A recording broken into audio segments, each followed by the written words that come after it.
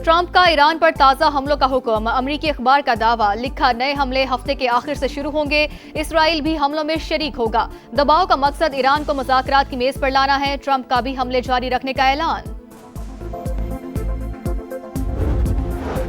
Iran का मुमकिना अमरीकी हमलों का भरपूर जवाब देने का ऐलान। कहा, हमला हुआ तो अरब ममालिक और इसराइल में तवानाई ढांचे को निशाना बनाया जाएगा।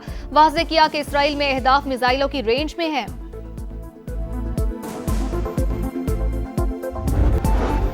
मशरिक़ वुस्ता में कशीदगी बरकरार। ईरान का कुवैत में अमरीकी एयरबेस पर ड्रोन हमला। पासदारान इनकलाब का तैयारों के हैंगर, सैटेलाइट सिस्टम और गोदामों को निशाना बनाने का दावा। उर्दन में अल अर्ज़क एयरबेस पर हमले की सैटेलाइट तस्वीर भी जारी। तेहरान ने मिस्री बंदरगाह पर ड्रोन हमला इसराइल का फॉल्स फ्लैग ऑपरेशन करार दे दिया।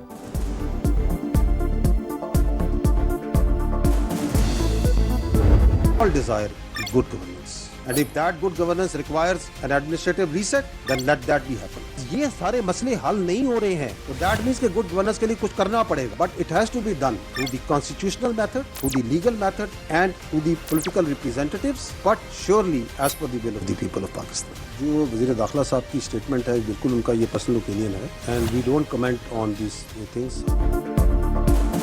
अच्छी हुक्मरानी के लिए इंतजामी रीसेट ज़रूरी है तो फिर हो जाना चाहिए। आबादी 4 गुना बढ़ चुकी मगर सूबे वही 4 हैं। कुछ तो सोचना पड़ेगा। नए सूबों या इंतजामी यूनिट से मुतालिक फैसला हमने नहीं, आवाम ने करना है। DGISPR की प्रेस कॉन्फ्रेंस।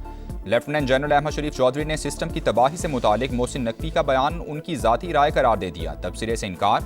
कहा, मुल्क की सिक्योरिटी के लिए गुड गवर्नेंस बहुत ज़रूरी। अच्छी हुक्मरानी आवाम की ख्वाहिश है, उसके बगैर मामलात हल नहीं हो सकते। मसाइल हल नहीं हो रहे तो इसका मतलब है गुड गवर्नेंस के लिए कुछ करना पड़ेगा, मगर ये सब आइनी और कानूनी तरीके से होना चाहिए। हम बरसों से बेहतर गवर्नेंस की राय दे रहे हैं। बेहतरी कैसे करनी है इसका फैसला सियासी जमातें और सियासतदान करेंगे। पाकिस्तान के नौजवान बेहतर मुस्तकबिल चाहते हैं, उन्हें रियासत की अहमियत का भी अंदाज़ा है। बदकिस्मती से हम हार्ड स्टेट नहीं, तमाम मामलात आइन और कानून के मुताबिक बिला तफरीक चलाएंगे तो हार्ड स्टेट होगी।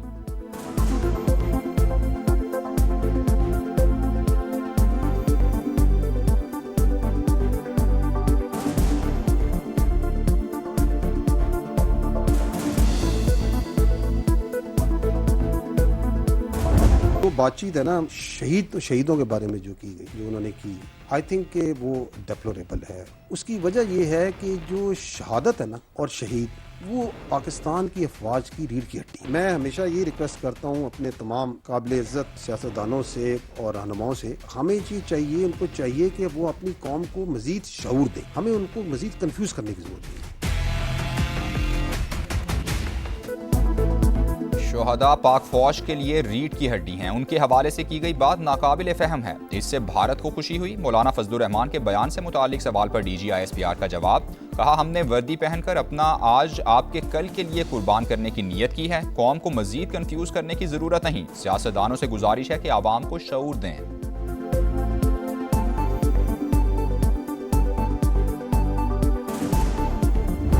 अब इनकी कोई अपीजमेंट की गुंजाइश नहीं है। अब इनसे कोई बातचीत की गुंजाइश नहीं है। या आप रियासत की विल के आगे सबमिट करें आइन और कानून के मुताबिक, और otherwise we are here and we are standing and we are fighting. Overall intelligence based operations जो किए गए हैं वो 40,348 हैं। इसके अंदर बल्क जो सी है that is in Balochistan which is more than 31,000। जो मुसद्दिका दहशतगर्द हैं, तस्दीक शुदा जो मारे गए हैं, दे आर 2,084। अब दहशतगर्दों से कोई बातचीत नहीं होगी। अमन के दुश्मन हथियार डालें या मरने के लिए तैयार रहें, हम उन्हें ख़त्म कर देंगे। तर्जुमान पाक फौज का 2 टोक पैगाम। कहा, तमाम जमातें नेशनल एक्शन प्लान पर मुत्तफिक हैं। 40,348 इंटेलिजेंस बेस्ड ऑपरेशंस में 2,084 दहशतगर्द हलाक हुए। उन्हें समझ आ चुकी कि अब नरमी नहीं होगी। लेफ्टिनेंट जनरल अहमद शरीफ चौधरी ने कहा, अफगान तालिबान रजीम दहशतगर्दों की पुष्पनाही कर रही है। अफगानिस्तान और भारत में सिर्फ DNA का फ़र्क। RSS और भारत फितनुल खवारिज और फितनुल हिंदुस्तान के माई बाप हैं। रवां बरस 28 खुदकुश हमले हुए, ज्यादातर हमलावर अफगान थे।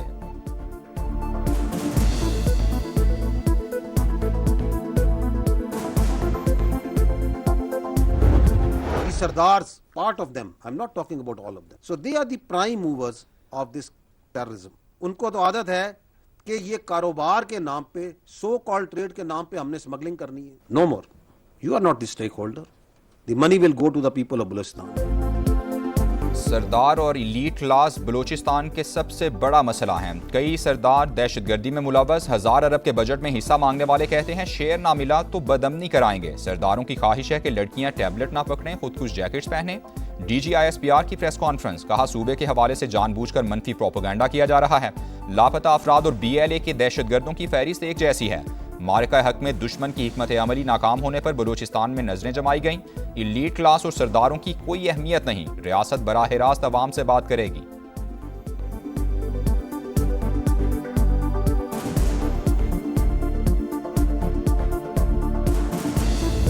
पाकिस्तान का सबसे लाडला जो बच्चा है ना, वो कश्मीर है। अगर हकूक की बात की जाए तो हकूक के ऊपर उन्होंने गेम चलाई और एक्सपोज हुए। 1 लाख से ज्यादा तो कश्मीरी हैं इस फौज के साथ जुड़े हुए। तुम कौन हो जो कि कहते हो ये काबज फौज है? कश्मीर पाकिस्तान का सबसे लाडला बच्चा, ये पाकिस्तान की शहर था, है और रहेगा। तर्जुमान पाक फौज का दो टोक पैगाम। लेफ्टिनेंट जनरल अहमद शरीफ चौधरी ने कहा, आज़ाद कश्मीर में हुकूक के नाम पर चलाई गई तहरीक के मकासद कुछ और थे। 12 सीटों के मामले पर इनका एजेंडा वाज़ेह हो चुका। ये डंडे के जोर पर मुहाजिरीन की नशिस्तें खत्म करना चाहते हैं। कहा गया, मकबूजा कश्मीर से आने वाले मुहाजिरीन की नुमाइंदगी नहीं देनी चाहिए। कश्मीरियों का पाकिस्तान के साथ रहने का फैसला पक्का है। भारत ने भी कुछ करना है तो कर ले।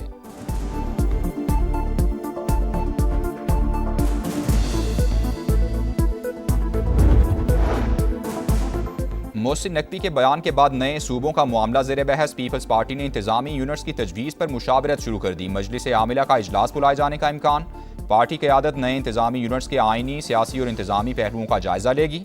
पाक फौज हमारी रेड लाइन, हमारे सिपाही कौम का फख्र हैं, वो किसी सियासी बहस का निशाना नहीं बनने चाहिए। बिलावल भुट्टो का वीडियो पैगाम।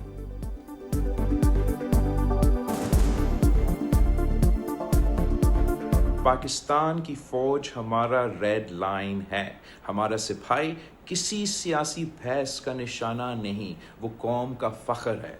हमारा शहीद फौजियों और पुलिस जवानों की कुर्बानी को कभी नहीं भुलाया जाएगा।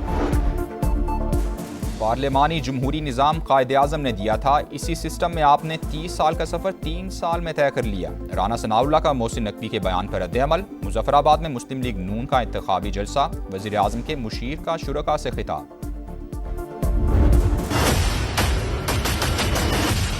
इस मुल्क में ज्यादा सूबे होने चाहिए और लोग आपस में मिलके इस सूबे के अवाम जो है वो फैसला करें। अब के सूबे हैं, इनके नाम हम तब्दील नहीं करना चाहते। इंतजामी अमूर को बेहतर करने के लिए नए सूबे बनाए जाएं ताकि लोगों के मसाइल का हल उनके करीब मुमकिन हो। किसको तकलीफ है इसमें? सिर्फ उन लोगों को तकलीफ है जो शायद समझते हैं कि एक सूबा रहेगा तो हमारी इजारादारी रहेगी। हुकूमत इत्तेहादी ने वो सब दरखास्त करांगे, ये सूबे जिहड़े ने इनू ज्यादा करो, इहदे नाल तुहाडा कुछ बिगड़दा नहीं, सवरदा है। इंतजामी इस्लाहात से मुतालिक मोहसिन नकवी की बातें, वक्त की ज़रूरत। नए सूबे बन जाएं और मसाइल दहलीज पर हल हों तो किसी को क्या तकलीफ हो सकती है? हाँ, किसी की बादशाहत में कमी आती है तो वो अलग बात है। वफाकी वज़ीर मवासिलात और सदर इस्तेहकाम पाकिस्तान पार्टी अब्दुल अलीम खान का एक्सपर्ट पैगाम। तजवीज़ दी कि 4 सूबों को नॉर्थ, सेंट्रल और साउथ में तकसीम किया जाए। कई दिहाइयों से नए सूबों के क़याम की बातें सिर्फ नारों तक महदूद रहीं। वक्त आ गया है सियासी बसीरत को एक पेज पर लाकर इस विजन को हकीकत बनाया जाए।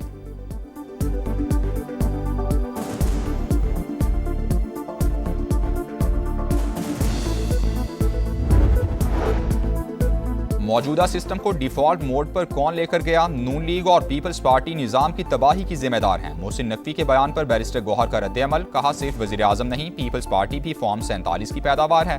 मौजूदा हुक्मरान जमातें नए सूबे या इंतजामी यूनिट नहीं बनने देंगी। जो बचा है उसे महफूज करने के लिए कौमी हुकूमत बनाई जाए। PTI खैबर पख्तूनख्वा के सेक्रेटरी इत्तेलात शौकत यूसुफजई की भी नए सूबों की हिमायत। प्रोग्राम मेरे सवाल में कहा, छोटे सूबों की मुखालफत क्यों हो रही है? जितने इंतजामी यूनिट्स होंगे कारकर्दगी उतनी ही बेहतर होगी।